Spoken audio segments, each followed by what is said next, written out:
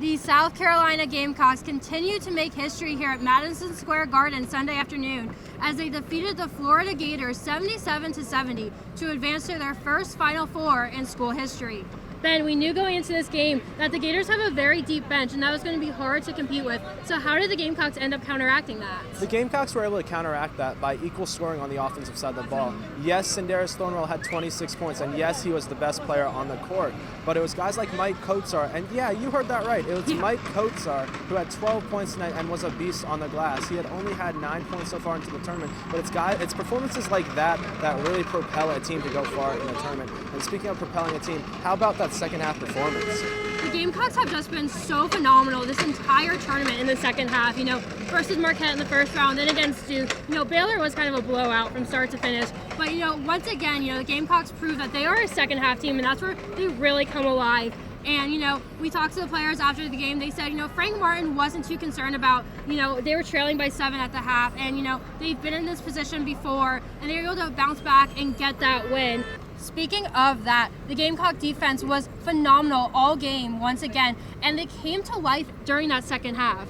Yes, that defense really stepped it up in the second half. They played well in the first half, but like in Marquette, Florida was hitting a lot of contested threes. They shot 7 for 12 in that first half. That's unreal. But in the second half, Florida shot an awful 0 for 14. And this is exactly what we talked about in the preview, because the Gamecocks, in the first win that they had against Florida, they limited them for 0 to 17. And in the second half, they were able to catch up because Florida got trigger happy from behind the arc and couldn't hit. Now, these were our thoughts on the Elite Eight matchup. Now let's hear what the Gamecocks had to say about today's game and being able to go to Phoenix for the Final Four.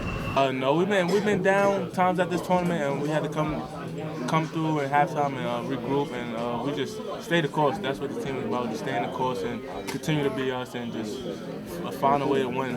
Just our will and togetherness, our brotherhood just always brings us to victory. All the blood, sweat, and tears that were put into this. My freshman year, all I thought about was the fact that, man, should I transfer? We lost a whole bunch of games, and I didn't know if it was for me. I didn't know if I was tough enough to play under Frank Martin.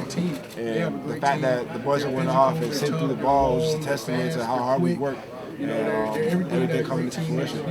We're trying to fix rebounding. We had to get in the glass, and we need to run them at the 3-point line. So the coach let us know that that's what we need to do. I had the utmost faith in Coach Frank and his coaching staff. And also the players that were already here. How hard he is on you because he knows how good you can be. He got on you in the first half. You were having foul trouble from bad plays. We knew it was going to be 40 minute half. And we came out that second half determined to win that half. Yeah, so the Gamecocks are obviously very excited about this win and that they're continuing to make history. But they still have their work cut out for them and a long way to go at a possible national title. Exactly. They definitely have their work cut out for them. They're facing a team in Gonzaga who was dominant for much of the year. And yes, the Gamecocks defense is great, but they're definitely going to have their work cut out for them in this matchup. For Claudia, Chakamian, I'm Ben Parsons, Capital City Sports.